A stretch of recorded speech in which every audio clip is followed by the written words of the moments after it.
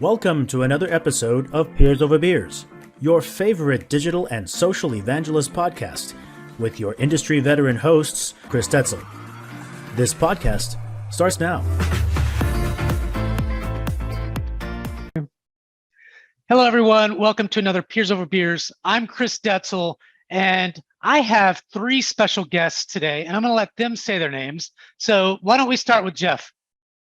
Hey guys, it's great to be here once again. My name is Jephtah, and I'm looking forward to this session. Great. Jay? Hey everyone, this is Jay Ilangu from India, and this is my first ever conversation in Peers Over Beers. Yeah, I'm happy to be here. Ronald?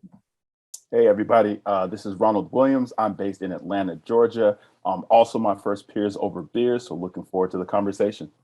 And you guys know this is going to be recorded both on video and audio, right? Okay. So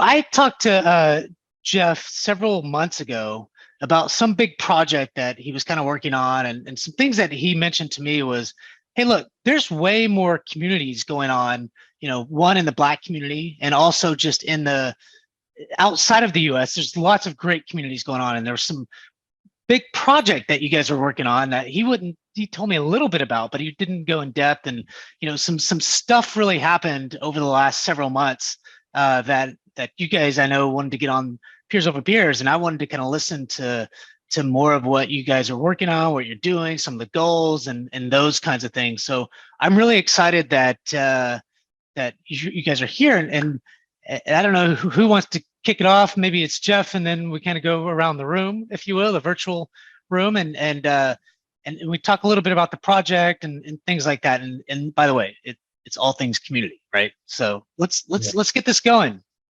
Yeah, it's a pleasure to be here once again. I feel like I'm the oldest person in the room. I'm probably the oldest person, but yeah. Exactly. You are the oldest person followed by me. So version 2, or let me just start with version 1. Yeah. Like before I started talking, Ronald said he sent me 10 copies and he sent me 30 copies. Like when I saw the resource, my first thought was we can do better. And quick one, I'm sure that version 2 will be the same thing. When we start reviewing, we'll probably say we can do better. But yeah, we did something unexpectedly. Like I started getting comments and requests from people I've never heard of before. Like people in Pakistan, people in Russia, people in Iceland, in Norway. And I'm like, whoa, there's a community manager in Russia. There's a community manager in places I've never heard of. And everyone was like, I needed this resource to enter the industry, because in the community industry right now, there are a lot of resources, but they are all scattered. That's the truth. You don't have one centralized place where you can find a podcast, where you can find blogs, where you can find people to reach out to. And that was something I've never seen. So when we were building version 1, subconsciously, we didn't know that we're also creating a community for ourselves, because most people are in our community now, they're expecting us to release version 2, and we're like, okay, we are coming. So I think one thing we did was we highlighted communities outside the US. Like Ronald said, I know about on LinkedIn, you have 4,000 community managers in Nigeria. But if you check any reports, you will see Nigeria is 0.1, or you'll never even see any report of any community manager in Nigeria. And it's crazy, because where is the disconnect coming from?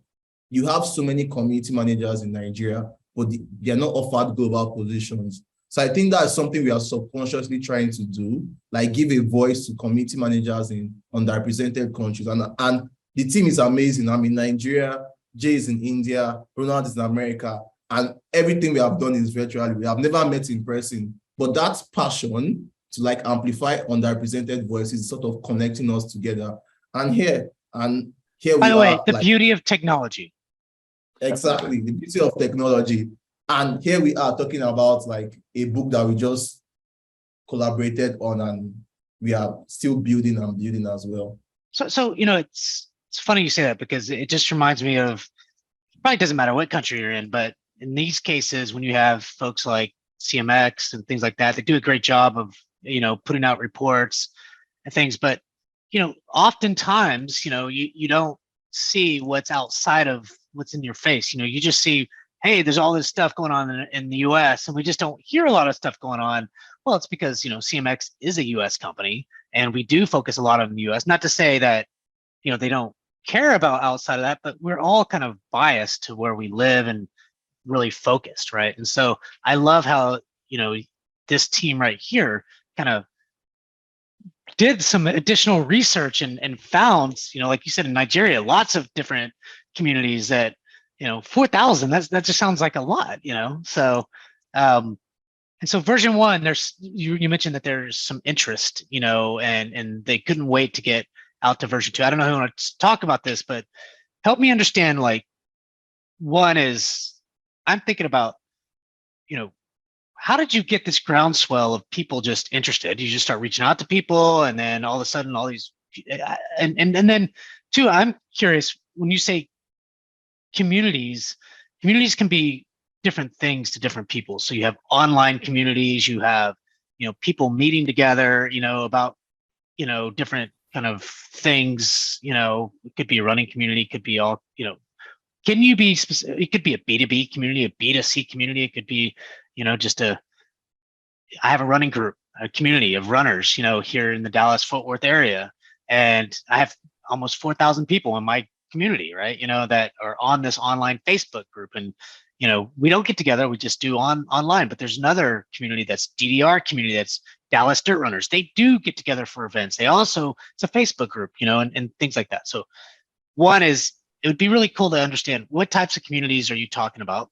Because, there's all kinds of communities, maybe it's all of them, I don't know. And then 2, kind of that groundswell of, hey, we got all these people interested. And then what does version 2 look like? I don't know who wants to kind of talk a little bit about that, but. I think Ronald should take this.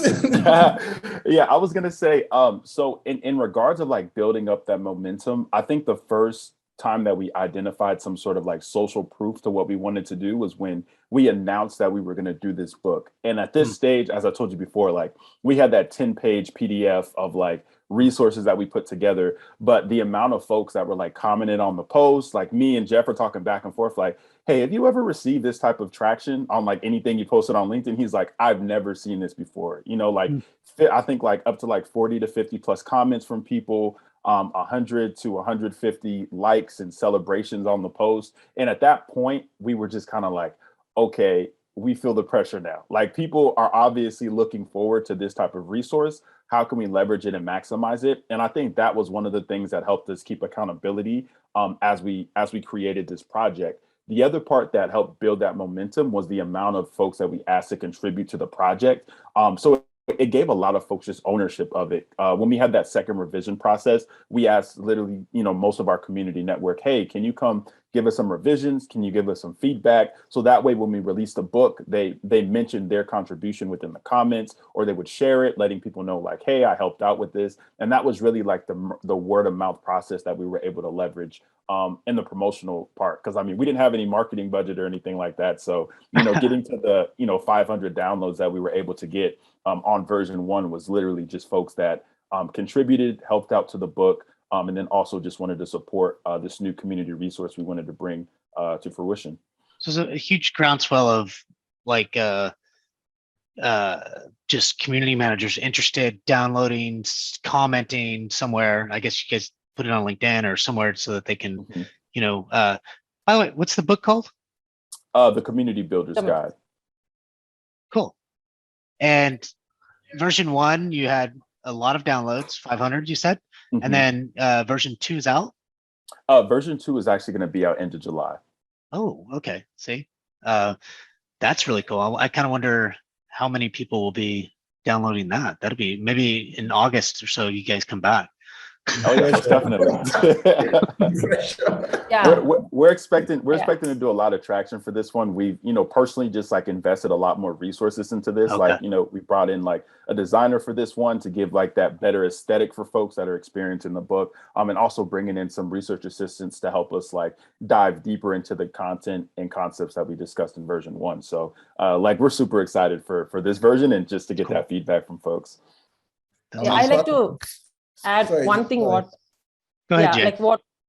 So one thing what Ronald told, like I'd like to add one thing is like the feedback which we got from the version 1. So that made us to create a whole new session for the version 2. So I'm talking about this career section. Usually the people, when they are very new to the community building, right, like whether they are budding professional or so, people, they'll think about this community manager as a single role, but there are a lot of nested roles within that. Like you have community advocates, community evangelists, and a lot more. Even community ambassador programs are there. So we wanted to highlight on the other sub branches of the community managers, and we want to highlight and get the the feedback from the real people, like how is it to working in those particular the community role. So those things we got from the version 1 feedback. So this made us to create a whole new session. And also we talked about one of the pressing issue of today's time, that is the layoff. So we created it's a very huge mini guide, you can say, a guide within a guide, you can say, that it's going to be like one of our like standout point for this version, because we have included like the job rituals, what they have to do, and what are the job boards available, and like how you can come up with this LinkedIn profile, like how we can enhance it. So it's like a whole lot of stuff is going on there, where we talked about this layoff stuff. Yeah. Thanks, Jay. So Jeff, I kind of wonder, I assume this is part of this book is around community managers that have jobs as community managers. Is that right? I just to make sure, and so I'm trying to get kind of. I think the idea we are trying, sorry for cutting it short, but the idea we are going with is for every book we release, we are looking at community professionals or community people that are interested in building communities, because we don't want to try and like segregate and say, okay, this is just for community managers. Like, I think one session I'm really excited for is interview questions, like interview questions and answers. Like we got a lot of feedback on that for like, we need interview questions and answers for community managers. So these are people that are actually interested in becoming community managers, and also people that are community managers. Because something that Ronald missed out is we're actually partnering with a lot of brands, which you will see soon, like a lot of communities that are known, and we can't wait for like people to also see what we are trying to build as well. That's exciting stuff. I think that, you the last couple of years, you've really seen the community market take off here in the US specifically, but it's obvious that you guys say, hey, look, this is bigger than just the US. There's community, the community role is taken off all over the world, and so I assume that's what you're trying to say, and or partly, and saying, look, and you're trying to highlight some of those things. Is that right, Ronald? Yeah, I want to call you Ron.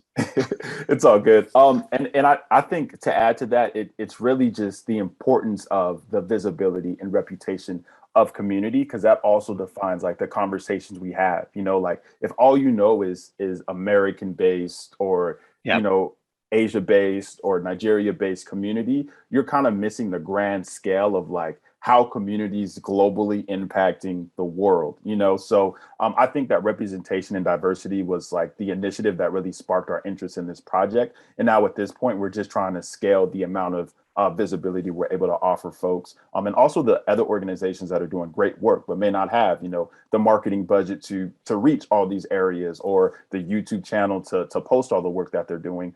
We just took that initiative to give them that space and create that space for folks that are doing the work. That's really cool. So this book's going to be out in the end of July. Is it just free, or does it cost anything, or what's the? Yeah, so this version, we're actually trying something new. So we are going to have it free just because we just like to give the information away. But we are going to have the contribution option just closer to the end of the book. If you did enjoy the book, if you'd like to see another version, the more investment we get into it, the more resources we can provide.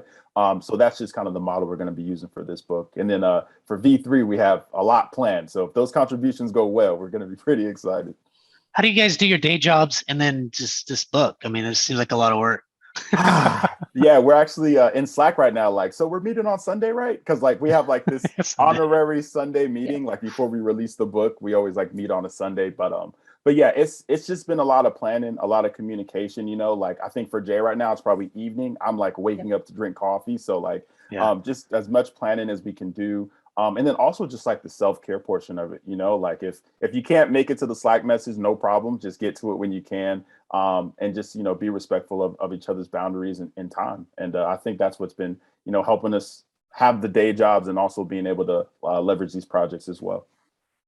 Feels like you guys have something here, because it's a little bit different than, I want to say it's different. It's different in the sense of you guys are going outside of the US to really kind of, say, hey, look, there's communities out here, and then kind of say, and I don't know what the book's about yet, and I'm certainly interested in at least downloading the first 10 pages and reading it and things like, and I'll be smarter next time, trust me.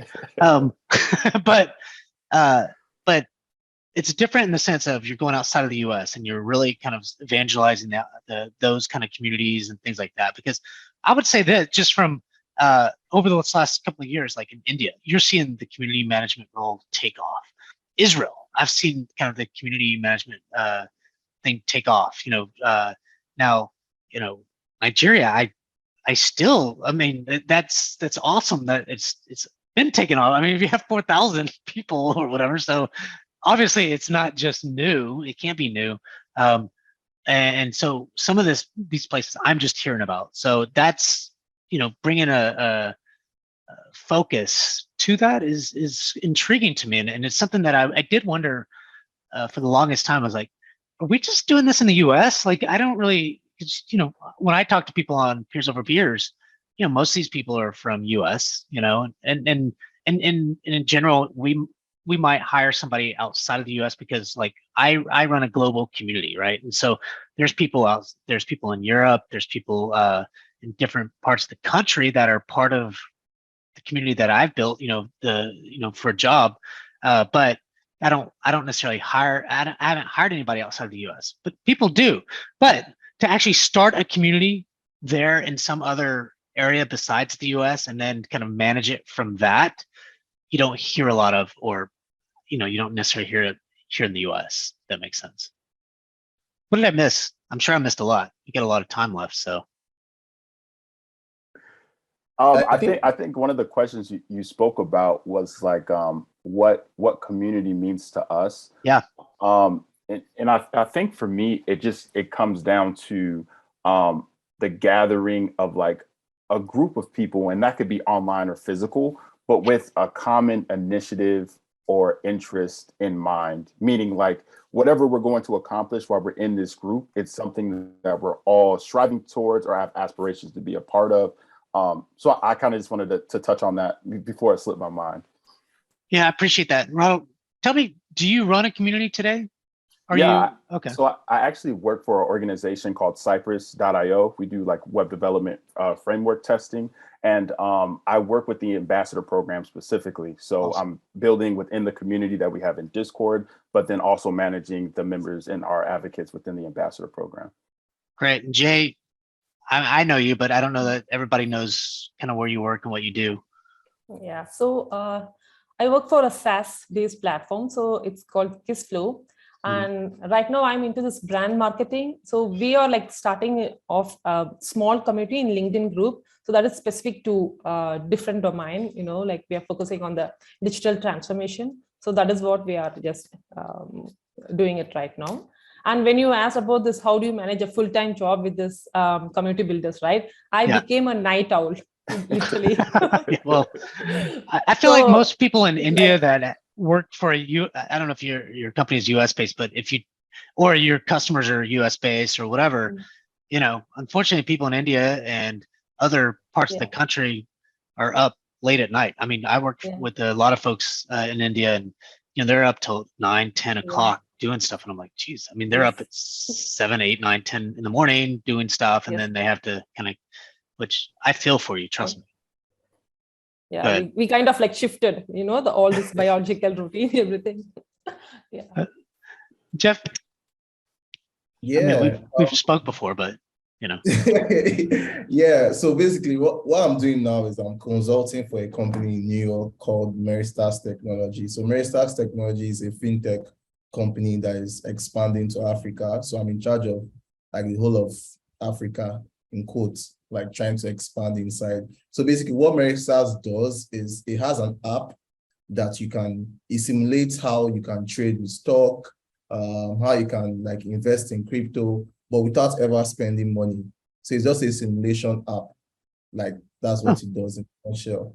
And it's funny because I think you mentioned not sleeping. Like everyone always says I don't sleep, but I don't know why. Like I'm always working 2/4/7. And it's crazy because aside from this, we also have events we are doing. We also have like another community. So I feel like when you are passionate about something and you are consistent, it sort of creates like a ladder for you to go up. Like passion and consistency gets you to that level. Like not just passion alone. And I think that the team here is very passionate and we are very, very consistent because it's like on the Slack, I'll just message Jay, can you get this stuff? And she attends to it. Or I message Ronald, and it's encouraging when you know your team is like really bent on like getting the workout. And I know sometimes I can be quite a perfectionist. Like I want it to always be better. But like Ronald said, you have to be respectful of everyone's time. And I feel like we have spent a lot of time like actually trying to like achieve a goal with this version 2, and which will reach the goal when it's released.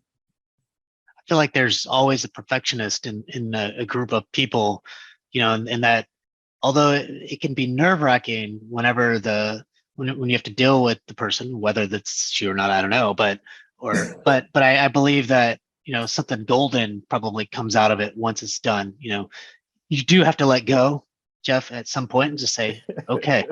But, you know, to strive for perfection, and you never get there, but, you know, it is probably really important because you want it to be really good and you want it to touch, you know, the hearts and minds of people, because your passion, there's a lot of people with this passion, right? And so you want it to show that you guys have that passion. And I can tell just talking to the three of you, there's a lot of passion there. I mean, just doing this on your own free time tells me that you guys are meeting on Sundays and you have a Slack channel, and then you get together like this and talk about it, and you know and you're talking to others, and you've hired people to fucking do this stuff, you know, like it's crazy, like it's really cool, you know, and you know, to some degree I can relate because I also have some of that passion, right? You know, and I've been doing this Peers Over Beers for almost a little over close to 3 years, I think. And, you know, I want to get the word out there. And I think that, you know, having folks like yourself on, you know, Peers Over Beers and just getting the word out there, you know, I'm just one outlet of probably many of the things that you guys are doing, you know, but I think it's important. I think it's fun, you know, it's sometimes though, I'll tell you, like, I have 3 other Peers Over Beers I need to publish. I'm just telling you, like, and, you know, I have a passion in running. I have a passion in a lot of different things, you know, and I do this for a living, work, you know, community stuff, and then trying to do this Peers Over Beers. And sometimes like it's not hard to publish a Peers Over Beers, you know, but there's some tactical things that you need to go do. And I'll get to my point in a minute is, you know, I already have this recorded. I've got to cut a little bit of the video, add kind of the opening, and then I got to push out a title. I got to push out a description, and then I got to put it on video and audio, and then I want to promote it. You know what I mean? Like, and so you know, and then I'm like, okay, it only will take me an hour, but I think sometimes I just have that passion. I'll get out 3 or 4 of them. You know what I mean? And then like this last week, you know, I've been trying to get out 2 a week. And this last couple of weeks, you know, I was like, I barely can get out 1. You know what I mean? Like, because even though I might have time, I just want to get on this video game and just veg because, you know, my brain is just mush. So, you know, I would just tell you from experience is that passion don't let that passion just overwhelm you too much. Right now, do what you have to, but you have to take a break sometimes, you know, because it's gonna overwhelm you because it's hard, and you know, it's you'll have other passions too, you know, besides your job and this. 'Cause the last thing you want to do is see this as a job. Maybe you want to get Definitely. to it as a job. I don't know, but I mean, seriously, like maybe some opportunity there at some point, I guess. But I don't know. I mean, that's how I feel as a community leader. Is that I give back. I feel like peers over beers, and but it's not easy to continue to do all the shit myself. You know what I mean? So it's just, but you guys Yeah. have got this community together, which I love, and Jeff's not the only one doing this, or Jay's not the only one doing that, and Ronald's not the only one. Right. You know what I mean? Like you all are taking turns to do some things, and you're making it bigger and better, which is really cool. Love it. So sorry, I went on a little rant there, but I think I love what you guys are doing. Anything in the specific book? We have a little bit more time, obviously, but anything specifically in the book that you want to just call out? Definitely. So during one of our conversations, Jay actually had this great idea that said, "Hey, we get so much feedback from the community managers themselves. What if we went ahead and actually asked questions to like their super users and their ambassadors?" And I think that just added like it was kind of just like the cherry on top of the milkshake for us, right? Because it's like for all these resources that we always do, it's like you always hear from the people that are doing the work, that are providing the value and the content, but what about the people that receive it? What do they think about it? And I think that's going to give community builders like just this new insight of like what it means to be an ambassador, and hopefully some of them will be able to even maybe build like their super user personas off of these answers and responses, rather than having to go out and do like their own surveys and exhaust their own energy to say, hey, I need 10 to 20 people to let me know how they became a super user. We're just going to put this in a book, and you can take that, create your personas, and have a successful program within your company.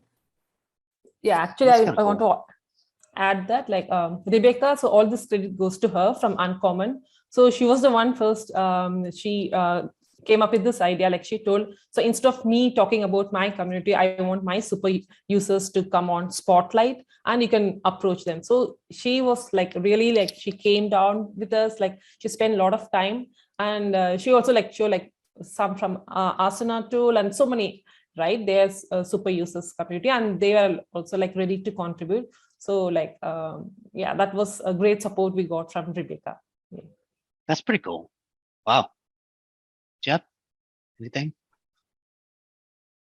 You're on mute. I think one thing we did was, I think the champion program, that's something that is, I've not seen, like highlighting like a community leader in like the space that is actually putting in the work. And like you said, it's the community space is heavily focused on the US, and there are so many reports to like back it up. Like 70% of community managers, or even 75, are from the US.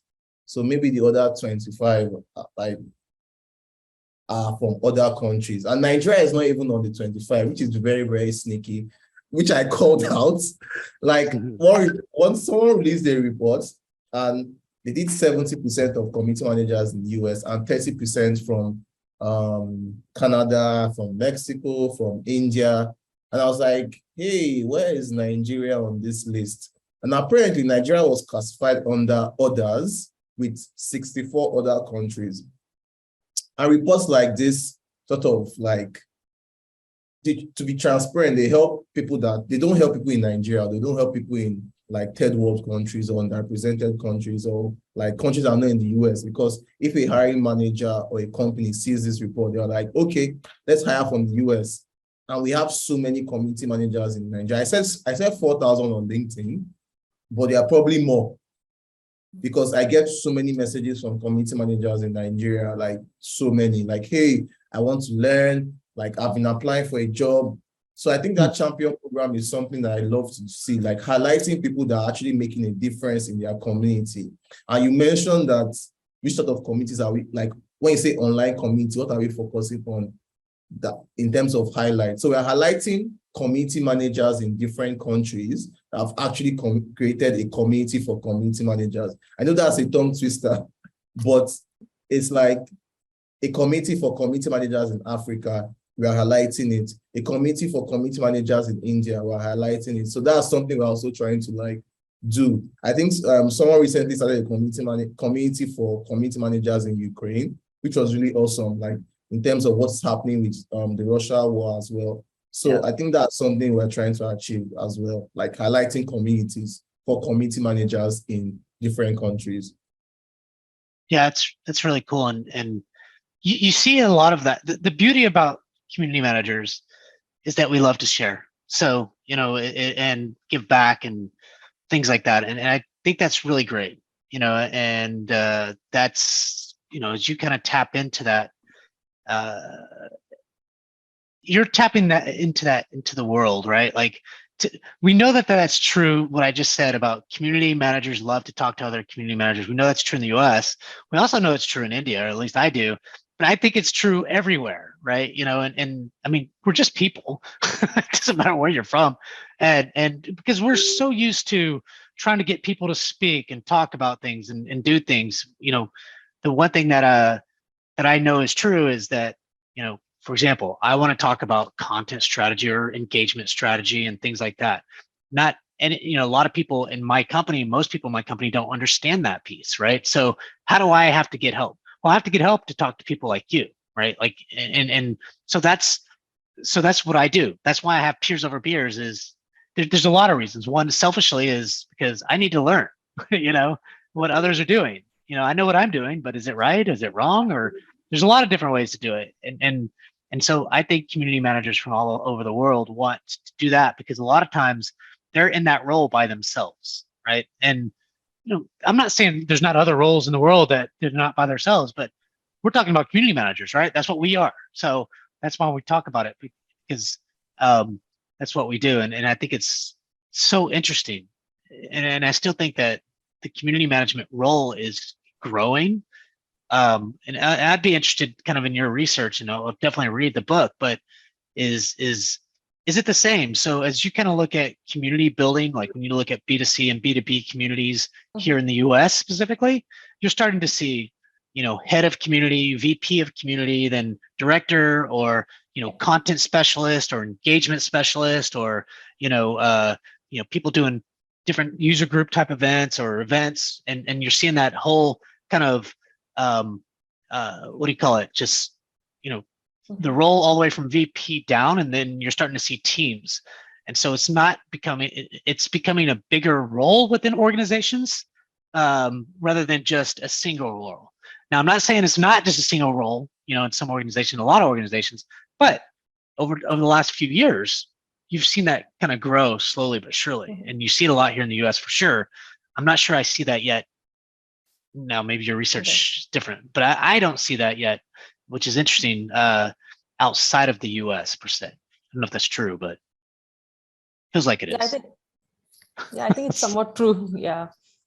We have very small teams in India, like they don't invest much for the community team. I think it's still, we need to come up to, we don't have much scope still here in India. So that's one thing we are lagging behind. Yeah.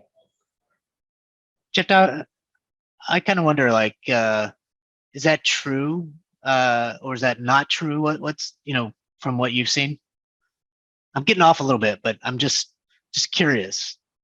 My apologies, but that's what happens when you drink too much beer.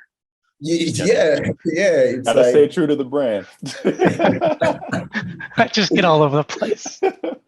I feel like there's a late adoption in like other countries, like using Nigeria for an example. Like you have community managers and you have social media managers. But a lot of companies combine the role in Nigeria. Like you see a lot of community managers actually doing social media work. It's only when it's like maybe a crypto company or an NFT company that you actually see someone having like a Discord server coming up with strategy. Well, I'll say in the last few months, there has been changes. Like you are seeing community managers actually do community work. And I'll say in the next 2 years, you're going to see like head of communities, you're going to see like chief community directors. But right now, there's a late adoption. And some companies are just creating communities because it's the in thing now. So I would say there's going to be a fall, there's going to be a rise. So the fall is a lot of companies are going to like, hey, why do we need communities?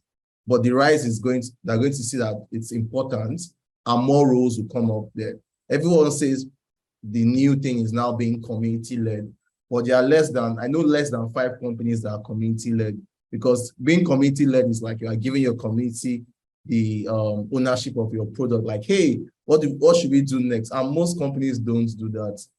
And another question is how you know a community is community-led is, sorry for diverting a bit, but I just feel like I should say this. And that way to know if a company is community-led is if the community is not present, will the company die?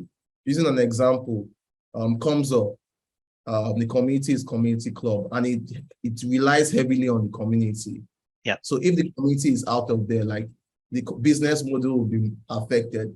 But most companies can do without their communities, but they need communities. So I would say there's going to be like more adoption and more roles, more specified roles, and more like head of community, head of like community engagement. And yeah, I can't wait for that. Yeah, I think that when you think about community led, I think you really need to. I think people think of that differently, right? Like there's a lot of definitions of what community led means, right? And so I don't know that there's a great definition of that. I'm not 100% sure. Like I talk about it, I think about it a lot, to be honest. And I kind of wonder, is my company community led? Maybe not exactly, but there's a lot of things we can do to be more of that from my definition. So I think, but I would say that when you look at a B2B company, and they have communities, they're trying to be community led. So it's not that they're not, and I think that if you put parameters around what community led is, and you say, okay, a community led thing is these things, boom, boom, boom, boom. I just don't think there's an industry-wide kind of definition to it. I do think that like ComSOR or whatever they're called now, community-led.growth.com or whatever. I think they're trying to get there, right? And they're probably in CMX and things like that. They're probably the ones to try to define that. They should, since they're a community company, right? So, and I think that we'll get there. So I'm not sure, Jeff, that I completely agree with what you're saying. I'm not saying I disagree either, because I don't know that we exactly know, because I struggle with it, to be honest. Like, well, what is it? What is it? And what am I trying to accomplish with the community-led growth type of community? So I have some ideas and I have some thoughts and I'm trying some things, but do I really know? And can I do this by myself? At my company with 500 people. You know what I mean? Like, so you have to get people on board. You've got to get people thinking about whatever that definition is of community-led growth and stuff like that. So look, this has been a really great conversation, and you guys are doing something really fun, really cool, and different. It's different because it's not necessarily just focused on the US. Actually, it's not focused on the US at all. It's outside of that, finding communities. What are they trying to do?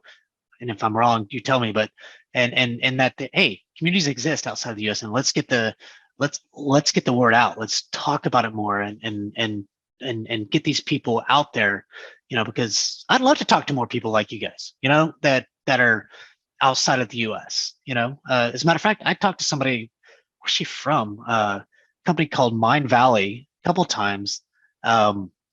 She's awesome, and she's outside of the US, right? She's not even in Europe. So I don't think, but the point is like community is going on outside of, the US, and you guys are making a big point of it. So any last words for anybody? Oh, Jeff, do you want to mention, we are speaking on Web3 in this one. Do you want to talk about that a little bit before we wrap up? Yeah, so as someone that's entered the Web3 space, I would say there are a lot of buzzwords, like a lot of buzzwords, and it's met with a lot of like scrutiny, and it's met with a lot of like skepticism. But we wanted to like actually talk to like community managers that actually are Web3 community managers, because like it's best to hear from the horse's mouth. Like, what do you do? So I think that's something we are highlighting, because most times people come with the approach of let's write a full article on what Web3 is. And at the end of the day, when you read it, you're like, okay, so what is still Web3? So it's different when you have people that are in this space that are passionate talking about it. So we actually have Web3 community managers that are talking about what they do, like their daily routines, like what's in. And I think that that's very key, because when you have people explain what they do, rather than writing an article, it's easier to like digest. No, I think that's smart. I like that, because look, I think Web3 is real. It's not that I don't believe that, but I don't think anybody knows 100% of what it's going to morph into. It's kind of like Web 2, when you start looking at all these social type things that came with Facebook and Instagram and all these other things that became popular, and nobody knew that. Nobody knew that was coming, and so there's a lot of things we don't know. So it will be interesting to see some of that research that, hey, what are these Web3 people doing? This is a 10-year kind of or longer kind of journey. So we don't know. A lot of shit's gonna happen. That's what I do know. And yeah, are things gonna change? Yeah, probably. When you think of security and privacy and things like that, and that's why it's changing, and that's why you're starting to see more of this kind of Web 3.0 talk. And so it will be interesting to kind of see some of that research that you guys are doing, and also see how it morphs over time. Because I'll be honest, like I just know a little bit about Web3 and that's it. So we're still in Web 2. We're still trying to get engagement on the communities today. And what's the best ways to do that? So we got to it'd be interesting over time for sure. So. Well, thank y'all all for coming to another Peers Over Beers. I'm Chris Detzel, and Jeff, go ahead. I'm Jephtah. Jay. I'm Jay. Ronald. I'm Ronald Williams. All right. Thanks, everyone. Yeah, see you.